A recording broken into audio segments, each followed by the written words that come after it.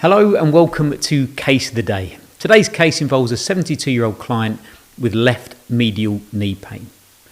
The pain came on after a long walk, pretty much straight after the walk, pain and general swelling of the knee. There was no reporting or no history of any trauma, which reduces the likelihood of there being any fractures, ligament sprains or tendon or muscle strains.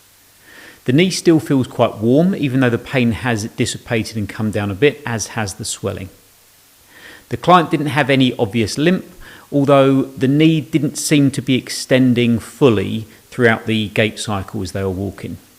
Looking at the knee, we couldn't see any bruising, but there was still some generalised swelling and some slight warmth when we put our hands onto the left knee on that medial side. Now, whenever there's any generalised swelling, it tends to point towards there being some kind of intra-articular joint pathology, so a problem within the joint somewhere. So that brings into play things like osteoarthritis, meniscus degeneration, cartilage problems, and also injuries to the anterior cruciate or posterior cruciate ligament. It's very unlikely to be any ACL or PCL ruptures or injuries because there's no report of any specific painful event, and also there's no report of there being any instability. As well, the profile of the client doesn't really fit an ACL or PCL injury. Our most likely diagnosis at this point is some kind of degenerative change within the knee, osteoarthritic change, or meniscus degeneration. But let's move on to the examination.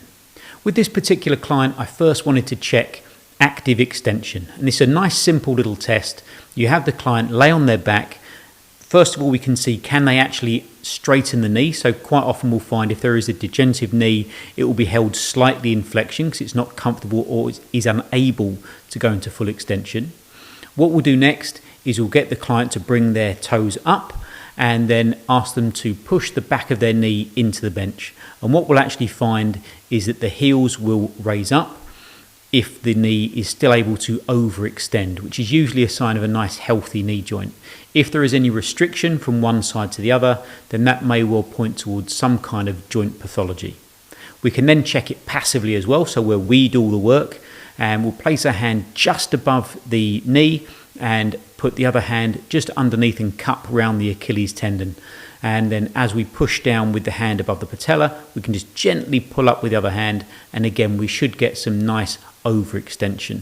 If we don't, again, just as with the active extension, we can assume that there is some kind of issue within the joint itself. And just to be certain, because knee pain can often be very localized, we don't like to assume. Someone may have forgotten that they've slightly strained or shook their knee up on a walk. So we did the MCL, so the medial collateral ligament, and also the lateral collateral ligament, the LCL stress tests, just to check to see if the ligaments were intact, and they certainly were. We then tried the bounce home test, which is where you hold the knee in slight flexion and then let go from behind the knee, and the knee just drops into extension. We noticed that the knee that was a little bit painful didn't quite drop into full extension and did feel a bit of a stretch behind the knee, which is again quite common for a knee which is a little bit degenerative. We checked the other side and that just fell into hyperextension very nicely with no report of any problems. So everything, again, matching up with the history, with the examination findings, all meshing towards a most likely diagnosis of osteoarthritic change or meniscus degeneration. So we moved on to imaging after that, and we used diagnostic ultrasound because we have that in the clinic, and we could quite clearly see that there was some effusion within the suprapatellar-synovial recess, which is just above the knee. And we knew that this was fluid in there because as we pushed down with the transducer, we could see that the fluid dissipated.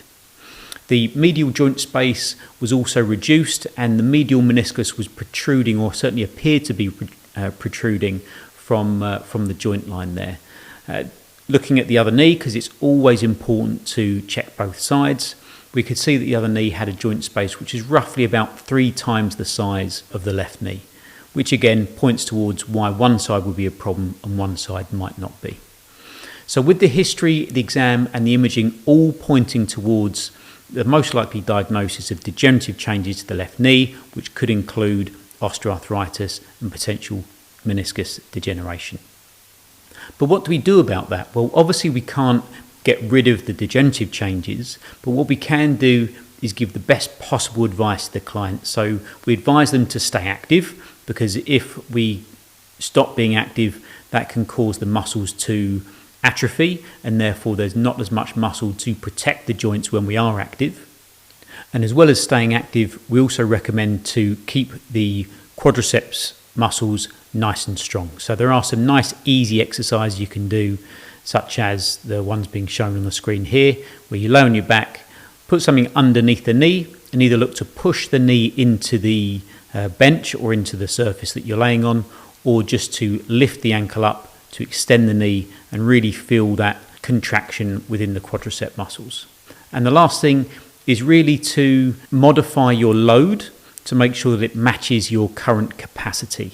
So we've done a whole video on this, so I'll put a link to that up in the corner, the relationship between load and capacity. But certainly if there is a joint degeneration, what we don't want to do is consistently overwork that so that we're overloading that knee, which could then irritate it and cause problems, cause us to be less active, atrophy of muscles, and we start to go down a negative spiral. So we must keep that in mind, and with the main focus on maintaining good health of the knee as much as possible.